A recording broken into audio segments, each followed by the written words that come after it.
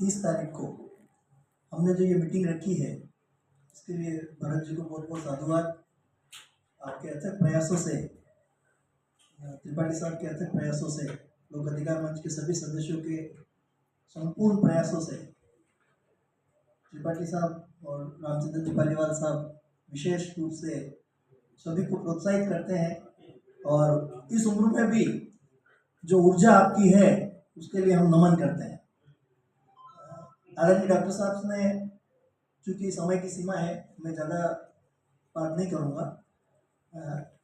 चूँकि आप assistant director Rajasthan सरकार के हैं और अभी इस पद पर रहते हुए आप अपने कर्तव्यों का निर्वहन बहुत अच्छे से कर रहे हैं, उसके संबंध में मेरे को कुछ बात है, जिज्ञासा है, वो मैं शेयर करूँगा आपसे। इसके पूर्व हम लोग जब भी कोई मीटिंग करें, जहाँ भी कोई मीटिंग करें, आप लोग एक प्रण लो। अभी अपने पास, जिनके पास भी मोबाइल है, उस मोबाइल को आप उस मीटिंग में साइलेंट मोड पर रखें।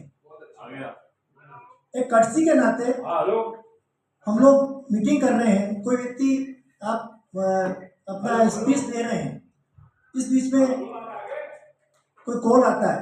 एवरी कॉल इज इम्पोर्टेंट, मैं ये नहीं कह रहा हूँ कि इम्पोर्टेंट नहीं है, लेकिन हम उसका स्वरूप चेंज कर सकते हैं। वॉइस के बजाय हम इसको साइलेंट मोड पर रखते हैं तो दूसरे व्यक्तियों को डिस्टर्बेंस नहीं होगा। तो कर्टसी के नाते कल की मीटिंग में आप लोग इस बात को ध्यान में रखें कि हमारी मीटिंग जब शुरू हो तो या तो आप उसको साइलेंट मोड पे कर दो या उसको बिल्कुल ही बंद कर दो। सबसे महत्वपूर्ण क्या है, हम अपने जीवन का 2 घंटा, 1 घंटा या 3 घंटा इस कार्यक्रम में हम दे रहे हैं। यानी कि हम अपने व्यक्तिगत कार्य को, पारिवारिक कार्य को, प्रोफेशनल कार्य को स्टॉप करके यहाँ आए हैं।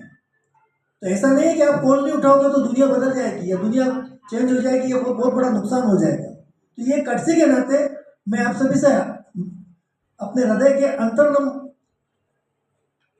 उद्गार व्यक्त कर रहा हूँ, भावना व्यक्त कर रहा हूँ। मेरे को अच्छा नहीं लग रहा था कि बार बार कॉल आ रहे थे। इधर से रमेश जी भाई साहब अपने वक्तव्य दे रहे हैं, इतनी इंपॉर्टेंट बातें अपने जीवन की बता रहे हैं, गाय के बारे में बता रहे हैं, और उधर से कॉल आया और हलो हलो करने लगे। तो ये एक मेरे को अच्छा नहीं लगा। हो सकता है आप लोगों को बुरा लगे मेरी बात, लेकिन आप इसको पालन करो। मैंने भी अपने मोबाइल को साइलेंट मोड पे रखा हुआ, आ रहा है तो मेरे को पता चल रहा है, दूसरे व्यक्ति को डिस्टर्बेंस नहीं हो रहा है। खैर, एक आयुर्वेद एक ऐसी चिकित्सा पद्धति है जो प्राचीनतम है और इसके कोई साइड इफेक्ट नहीं है। ये सभी व्यक्ति इस बात से परिचित हैं। लेकिन मुझे एक शिकायत है गवर्नमेंट से, जिसके आप पार्ट हैं। जो इन्वेस्टिगेशन एलोपैथिक में हो रहा है, जिस लेवल का इन्वेस्टिगेशन हो रहा है, उस लेवल का इन्वेस्टिगेशन आयुर्वेद में अभाव है। और इसका मैं जीता जागता उदाहरण बताता हूँ। 2007 से लेकर के 2020 तक I did not take a single tablet of allopathic.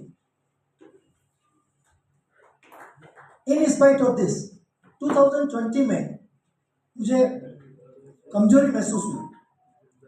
मैं आयुर्वेदिक चिकित्सक के पास गया, जो हमारे यहाँ पे लोकल डॉक्टर हैं। उनको मैंने बताया तो उन्होंने मेरे को कहा कि नहीं, आप जांचें करवाओ। और उन्होंने मेरी जांचें कौन सी करवाई? एलोपैथी में। और उसमें क्या निकल के आया? B12 कम है और D3 कम है।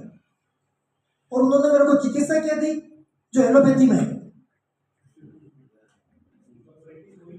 तो जब मैं आंख बंद करके आयुर्वेद पर बिलीव कर रहा हूँ, सभी व्यक्ति अपने स्पीचेस में ये बात कहते हैं, जहां पर भी आप जाते हो आयुर्वेद से संबंधित, सब आयुर्वेदिक बहुत अच्छी चिकित्सा पद्धति है, ये हमारी प्राचीनतम चिकित्सा पद्धति है और इससे हमारे सभी प्रकार की बीमारियों का इलाज हो जाता है। तो B12 और D3 का आज भी, जहां तक मेरे को नॉलेज है, आयुर्वेद में कोई चिकित्सा, जो डॉक्टर है वो इसकी चिकित्सा के रूप में कोई मेडिसिन नहीं लिखते हैं। जो है ना, मतलब बात कर रहे हो विटामिन की, ये सब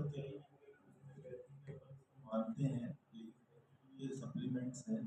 और अगर मान लो डॉक्टर साहब ने आपका कोई टेस्ट कराया तो टेस्ट भी एलोपैथी, ऐसा नहीं होता जैसे मान लो आपको कोई सोनोग्राफी है या कोई एक्सरे है